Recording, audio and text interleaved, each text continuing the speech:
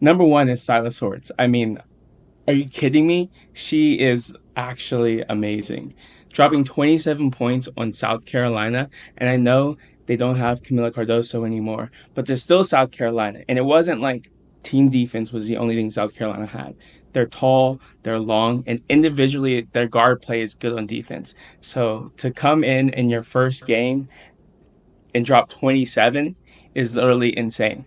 If you look at her, she's completely ambidextrous. Like her left hand, it seems like she almost prefers to drive to her left hand as opposed to her right hand. At the beginning of the game, I was like, wow, this player's good. I mean, she jumps off the screen at you. The way she can get past South Carolina defense with ease at any time. It was basically like give her the ball and she would score. That is a crazy statement to say against South Carolina. Albeit it's the first game and you probably have things to work at, to work on in terms of defense, but it's South Carolina. I was like, okay, Syla is a good player, a great freshman. But at the end of the game, clutch time, 1 minute left, come around the pick and roll, boom, 3-pointer, catch. What? Next play, come down, pump fake, step back, cash again. That's when it clicked for me. Syla Swords is top 10 in college basketball right now. Dare I say top 5? Because it wasn't a fluke. Like, it's awesome that she has the clutch gene. Like, that's super important to have. But when you look at her highlights, you'll see games where she went 10 of 14 for 3.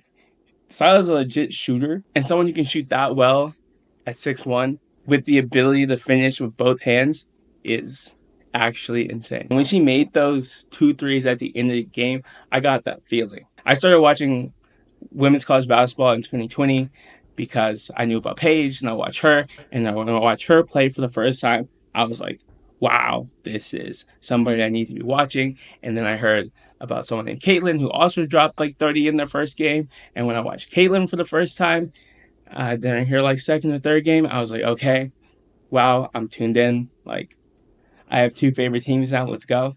And watching Syla Swords this time, yeah, I mean, I got that feeling again. Got that feeling like I am about to be a Michigan fan. Kind of want to buy the jersey early before it gets too popular. Said it was their day one, but she is looking like a top player in this league. Number 2 is Notre Dame. We were all wondering how Olivia Miles would come back and what that would mean for Hannah Hidalgo. It was against Mercyhurst. It is what it is. But, I mean, they were amazing. Olivia Miles, it seems like she's going to be the main point guard of the two. But coming out with the triple-double is a really great way to reintroduce yourself back to the world. And Hannah Hidalgo, obviously, looking like she hasn't missed a step. The steals are still there. Defense is still there. Plus, they had Kate Koval as a freshman who got the start, who obviously beating up on the worst team, but played pretty well. So, Hannah Hidalgo, Olivia Miles, and a 6'5" center as a freshman. Not to mention Sonia Citron when she comes back. Laitu King is killing it right now. Cassandra Prosper, Maddie Westbeld. I mean, they look like a team that is ready to go for a deep run, to say the least. Number 3, what's up with the UC schools? USC almost lost to Ole Miss. Props to Ole Miss. Their defense is awesome. They are tall and long. Juju looked like she was having some trouble, which Juju is just so smooth and like cool and reminds me of Ryan Howard in the way that she just makes everything look easy no matter how hard it is. And to make her even seem like she was struggling a bit is a huge props to them. But with USC, I mean, they got to get the ball to Kiki. Seems like Kiki Iriafen kind of adopted the strategy of, okay, I will get rebounds and that's how I'll get touches. And that worked and she went for 22. But I think they need to get a couple more sets where the whole purpose is to give her the ball. I mean, she is top 3 basketball player in college. They need some design sets for her. Last year, it kind of seemed like USC was a little ISO heavy. It would either be Juju on the ISO or it would be Mackenzie Forbes on the ISO. And they were both ballers, so it worked.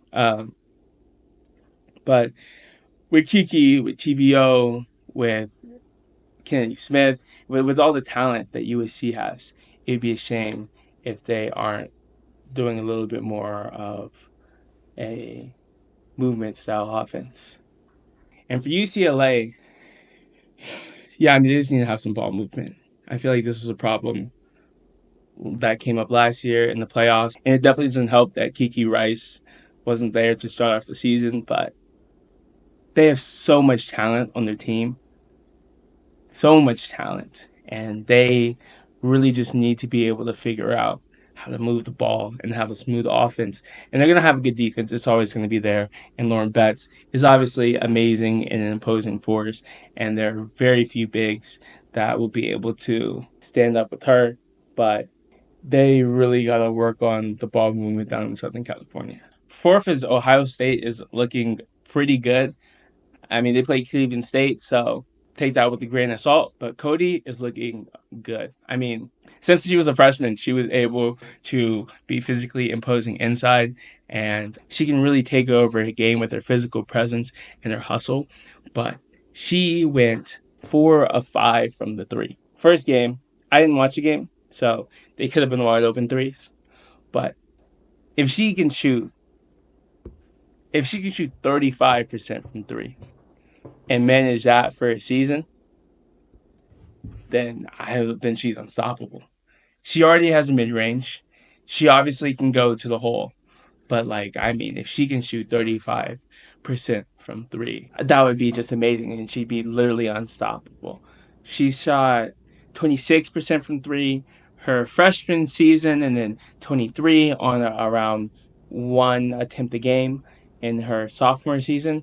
So, yeah, if she can move that up, there is nothing you can do to stop her. And also, Jelani Cambridge, number 2 recruit in the country, showed why she was the number 2 recruit in the country. 12 of 14 for 31 points. She looked comfortable. She looked comfortable driving to the lane. She looked comfortable in the mid-range. She looked comfortable from 3-point scoring, a true 3-level scorer. It seemed like she embraced the Ohio State press defense, had 5 steals from that. If Jelani Cambridge can come out to be a little bit more of a game-taking over scorer than J.C. Sheldon, I love J.C. Sheldon, but she was more of a play within the game type of person. And if Jelani Cambridge can be like a take over the game type of person, plus with Cotie being able to shoot a 3, I mean, they're also looking pretty good. And number 5, last but never the least, UConn. Oh my gosh, this is our year. I mean, obviously it has to be our year because it's Paige's last year, but the girls were out there, bro. Paige, I mean, she didn't need to do anything towards the end of the game, but I think she had 11 points in the first quarter. It's Paige. Sarah Strong's hands are just so quick. I mean, I felt like she was literally stealing everything. Okay, Boston University. Nothing to freak out about. But, wow, she looks so comfortable out there. Her defense is just amazing at this point. And then Ice Brady had a good game. Ice Brady played well. I thought Ice Brady came out there. She's a good passer. I mean, I think we knew that a little bit last year, but she is really good. And this 2-man thing that they seem to be doing with Sarah and either Ice or Jana is going to be crazy. Jana dropped 17. Morgan Shelley got out there. She played. She cashed the 3. I am just so excited. This is our year.